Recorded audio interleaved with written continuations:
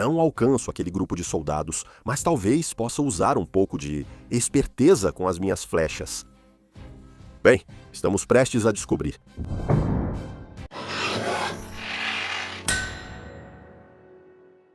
Oi, aqui é o Todd, do Todd's Workshop e do Todd Cutler. Recentemente, fiz um filme sobre um truque medieval que permite que flechas alcancem distâncias maiores. E isso é uma coisa boa, porque aqueles patifes imundos lá fora se posicionaram cerca de 20 passos além da minha oficina de arcos, e eu realmente quero derrubá-los. Modifiquei minhas flechas de várias formas para tentar maior alcance, mas o que funcionou foi arrancar as penas. Provavelmente uma das coisas mais ridículas que já fiz. Eu não pensei por um momento que isso funcionaria. Quem diria? Bem, aparentemente vocês sabiam, porque a seção de comentários ficou lotada de informações, sugestões e análises do que estava acontecendo. Então eu voltei hoje para dar uma olhada em algumas dessas coisas, testar algumas delas. Depois teremos um terceiro vídeo, onde Joe Gibbs trará um de seus arcos de guerra pesados e faremos isso de verdade. Agora voltando ao nosso argumento original. Aquele grupo de soldados ali, bando de vadios, camponeses, inúteis, cada um deles, se posicionaram logo além do alcance do meu arco. Eu não consigo alcançá-los. Eles estão me xingando, a mim. Estão fazendo gestos obscenos para mim, todos eles. E agora não há nada que eu possa fazer a respeito. Mas talvez eu possa usar um pouco de esperteza com as minhas flechas. Assim, posso salvar minha dignidade e atravessar esses canalhas de lado a lado. Voltando ao normal, é hora de ciência. Com meu equipamento de teste, farei 3 disparos e calcularei a média da distância.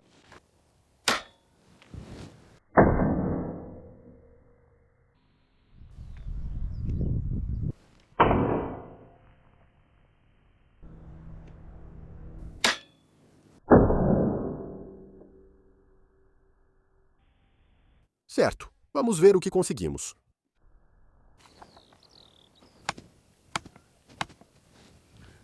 Então é isso. É um bom grupo, com cerca de 2 metros de largura e 5 de comprimento. E claro, os tagarelas irritantes estão fora do alcance do arco. Uma das coisas citadas nos comentários foi o vento. Agora, eu não posso controlar o clima. Então, de novo, tem um pouco de vento. Hoje está mais moderado do que estava no outro dia. Mas tem algo sobre vento contra, vento a favor, vento lateral que eu não percebi. Então, vamos dar uma olhada. Agora, o vento é interessante, porque, obviamente, um vento soprando contra a flecha faz com que ela caia antes do alvo. O vento a favor impulsiona a flecha, fazendo-a ir mais longe. Eu não imaginava que um vento lateral afetaria isso. Achei que mudaria a direção, mas não a distância. Mas foi um comentário que me fez perceber, e assim que li, é uma daquelas coisas que você pensa, claro, isso aqui tem uma área de superfície muito menor do que as penas. Então, quando você tem um vento lateral soprando contra isso, ele tende a empurrar mais a traseira da flecha do que a frente. Assim, o tamanho efetivo dessas penas em relação ao fluxo de ar é maior.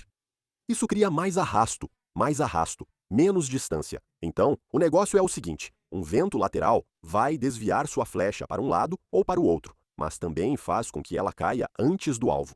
No filme anterior, um dos testes que eu fiz foi remover a amarração aqui. Esse fio que envolve as penas ajuda a mantê-las presas. Achei que alisar a parte de trás da haste reduziria o arrasto e a flecha iria mais longe. Porém, ao atirar, ela percorreu uma distância menor, o que me surpreendeu. Lembro de ouvir que tinta texturizada em cascos de barcos e asas de aviões cria uma camada de turbulência que pode reduzir o arrasto, segundo meus conhecimentos de ciência e física. No meio disso tudo, deixei passar o exemplo mais óbvio, as covinhas das bolas de golfe que todos vemos diariamente. Então, olhando de novo a seção de comentários, 2 coisas que vocês realmente queriam ver eram uma haste com amarração. Isso resolve? E as covinhas das bolas de golfe? Vamos descobrir. Acabei de pesar as flechas. Elas têm uma média de 89 gramas. Agora, é claro, vou adicionar peso enquanto as enrolo com linha. Quero saber quanto estou adicionando, só para termos ideia do que ocorre. Já enrolamos as hastes, agora vamos pesá-los de novo. Então, adicionou cerca de 2 gramas por flecha, o que na verdade é menos do que a diferença entre os pesos das hastes de qualquer forma. Então, não espero muita diferença no peso, mas e o enrolamento? Claramente, precisa de mais testes. Mas talvez essa camada limite aumentada de separação laminar, aparentemente é assim que se chama, faça toda a diferença. Vamos ver.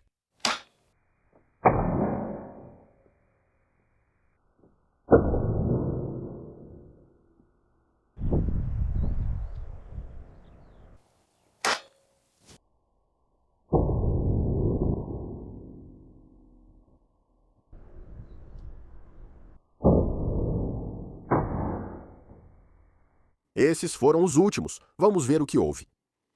Uau, ficou bem curto. Tem um aqui, outro aqui e o terceiro atrás do arbusto. Ficou 30 passos aquém do nosso teste de controle. Então esse tipo de enrolamento, uma porcaria.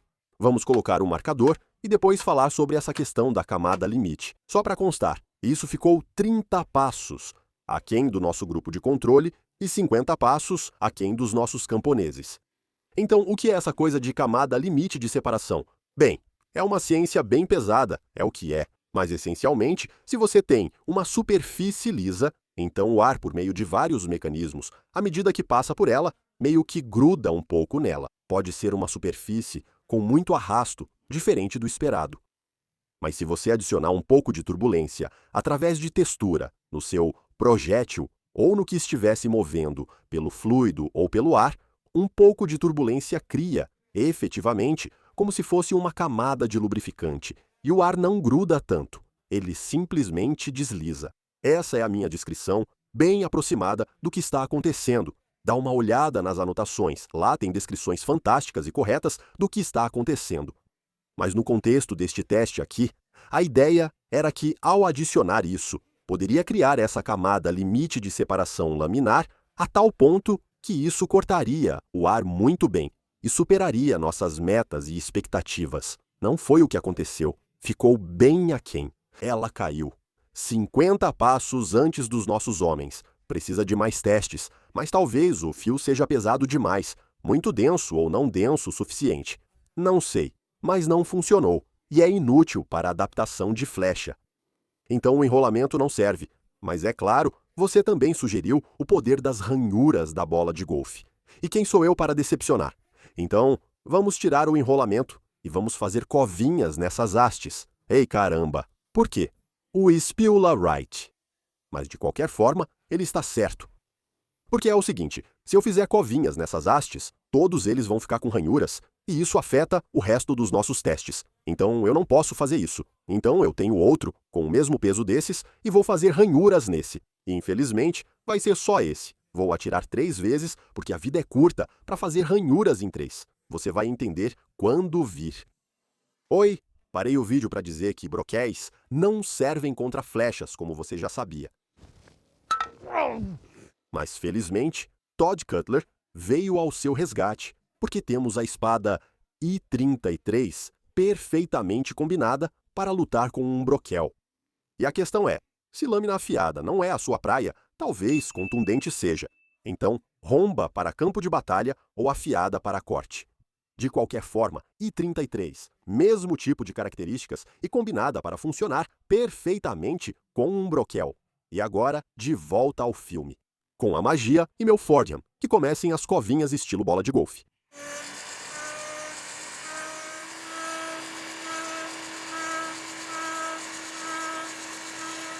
Aqui está o haste com covinhas estilo bola de golfe, como você pediu. Isso cria uma camada limite. Será que vai funcionar ou ir mais longe? Não sei. O interessante é que pesei antes e depois, e ele perdeu só cerca de 1,5 grama, bem menos do que imaginei. Agora está com cerca de 87 gramas. Ainda está dentro dos limites das outras 3 flechas que disparávamos. Vamos ver o que acontece. E renda!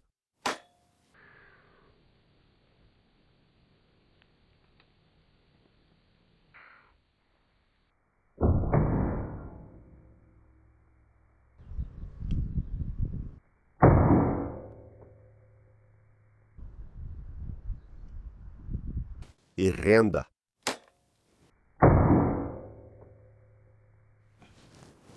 Brilhante! Bolas de golfe. Vamos descobrir. Então temos aqui um belo grupo apertado das nossas 3 hastes. Na verdade, eu atirei com o mesmo 3 vezes, então só coloquei marcadores.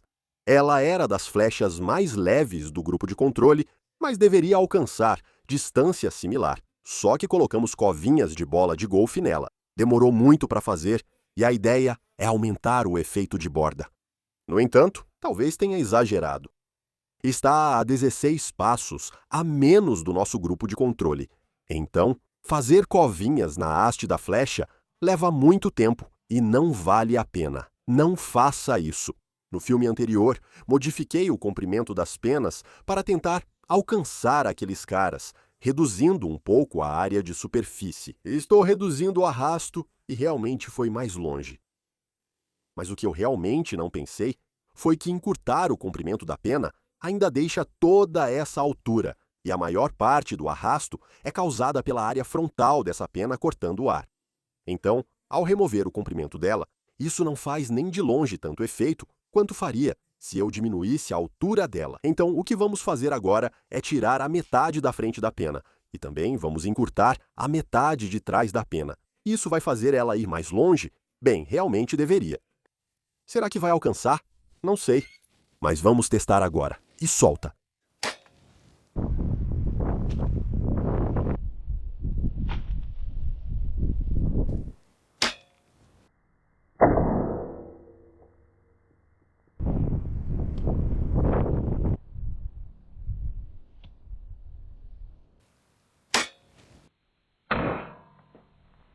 Penas menores? Bem, deve funcionar. Lá estão os camponeses. Esse é o nosso marcador de controle, as 3 primeiras hastes. Temos as covinhas de bola de golfe um pouco mais abaixo, e bem mais lá embaixo temos o eixo do chicote. Olha isso. Então, essas aqui são as penas cortadas, lembre-se, tanto no comprimento quanto na altura. Esse é o primeiro. Esse é o segundo. E espera aí, onde foi parar? Onde foi parar? Onde foi parar? Ali está o terceiro. Uau! Ei, conseguimos! E também pegamos, tipo, a terceira fileira. Eles não vão ficar se achando mais. Então vamos marcar a média, que fica mais ou menos um passo além deles. O que é realmente fantástico. Nossas modificações medievais nas flechas funcionam agora. Se eles realmente fizeram isso, é outra história, porque não tenho evidências de que fizeram, mas temos evidências de que funciona. No entanto, também funcionou muito bem, mesmo sem nenhuma pena na flecha. Vamos ver isso. Vou tirar as penas da flecha. E como você gostou da última vez, aí vão mais alguns disparos de flecha com música.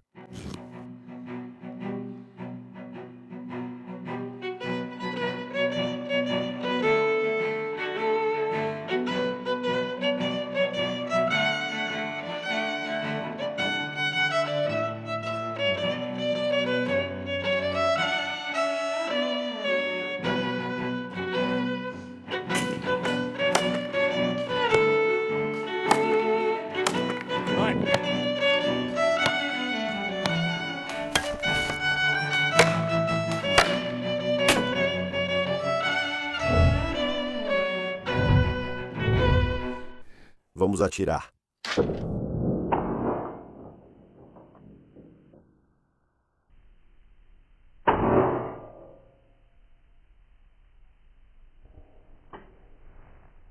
E vai! Passamos o primeiro e o segundo marcador, e agora nos aproximamos da nossa linha de homens. Bem, obviamente, não são homens de verdade. Recortes de papelão e ainda por cima insultuosos. Mas tudo bem. Mais difícil notar agora sem as penas. Tem outro, isso mesmo. Onde está o número 3? Demorou um pouco para achar. Aqui está. Então, vamos puxar. Esse ficou bem fora da linha. Lembre-se, essa é a única flecha que saiu significativamente fora do alvo o dia todo. E estamos o quê? Uns 10, 12 passos fora da linha. Então vou mover isso agora para lá, só para termos uma ideia da nossa média. Então, nossas flechas sem penas, ficaram 8 passos além dos homens, o que é brilhante. Quero dizer, isso é absolutamente fantástico. Então, em termos de truque medieval com flechas, isso funciona para conseguir maior alcance. Sim, funciona mesmo. Mas outra coisa a se notar sobre isso é que, dessas 3 flechas sem penas, o único caso fora do comum que tivemos em termos de desvio foi uma dessas. A largura desse agrupamento foi muito pior que as outras e tinha 18 passos. Lembre-se disso. Então, foi fantástico ver isso. Elas claramente foram mais longe, voaram direitinho. O agrupamento estava bom, quero dizer, não tinha penas. Por bom, quero dizer que, ao mirar em alguém, você não vai acertar, pois os tiros se dispersam um pouco. Mas a questão é que, a essa distância, você não está mirando em uma pessoa específica, você está mirando em um grupo de homens. Então, se eu acertar ele, ou ele, ou ele, ou ele, não importa. Eu preciso chegar lá. Isso é o que importa. Preciso fazer minhas flechas chegarem àquele grupo de homens. Precisão não é tão importante. Mas o fato é que elas voarem direitinho foi totalmente inesperado para mim. Eu não achei que isso fosse acontecer. Então eu fui dar uma olhada na seção de comentários, que, claro, veio ao meu resgate. E ela é sempre sua amiga. Os comentários nos meus vídeos costumam ser absolutamente brilhantes. Vai lá conferir. Agora vou colocar isso com as minhas próprias palavras. Mas, basicamente, a área superficial, ao longo de toda a haste, é quase igual da frente até atrás. Isso significa que o centro da área de sustentação fica aproximadamente no centro dessa haste. Mas ele tem uma ponta pesada, pesando cerca de 30 gramas, e isso significa que o centro de gravidade está bem à frente do centro. Fica mais ou menos aqui. A grande distância entre esses pontos torna isso estável. Porque, ao voar pelo ar, ele vai girar, se quiser desviar para uma direção estranha, ao redor do centro de gravidade. Mas essa área é muito maior do que aquela área que está sendo empurrada pelo fluxo de ar. Então, se ele sair da linha, vai tender a trazer a cauda de volta para a posição reta. Se for para o outro lado, vai trazê-la de volta para a posição reta, trazê-la de volta para a posição reta. Então, o desejo inerente dele é basicamente seguir em linha reta. E foi isso que eu, fundamentalmente, não entendi. Mas não quero falar besteira. Para saber se essas hastes de flecha sem penas funcionam em um arco longo, vamos trazer Joe Gibbs de volta no próximo filme com um de seus arcos de guerra. Assim, todos saberemos. Mas a questão é que tem outra pergunta que a gente absolutamente precisa responder. E o Joe vai ajudar com isso. Porque elas são mais baratas de fazer sem penas, são mais fáceis de transportar. Você pode carregar mais delas, elas duram mais, elas alcançam distâncias maiores. Todas essas são coisas essenciais, são extremamente úteis para um exército. Mesmo assim, eles não fizeram. Logisticamente, seria um paraíso para um exército, mas não fizeram. Por que eles não fizeram isso? Vamos ver no próximo vídeo com Joe. Espero que tenha gostado. Adorei fazer essa série. E lembre-se, temos um segundo canal no YouTube, Todd Cutler. E claro, temos nosso site, toddsworkshop.com, onde você vai encontrar tanto produtos do Cutler quanto da oficina. Se você curte isso, vai encontrar uma ótima variedade de armamentos e itens interessantes lá. E claro, temos nossa página no Patreon. Se você gosta de vídeos assim, este apoio é muito útil. Obrigado e até a próxima!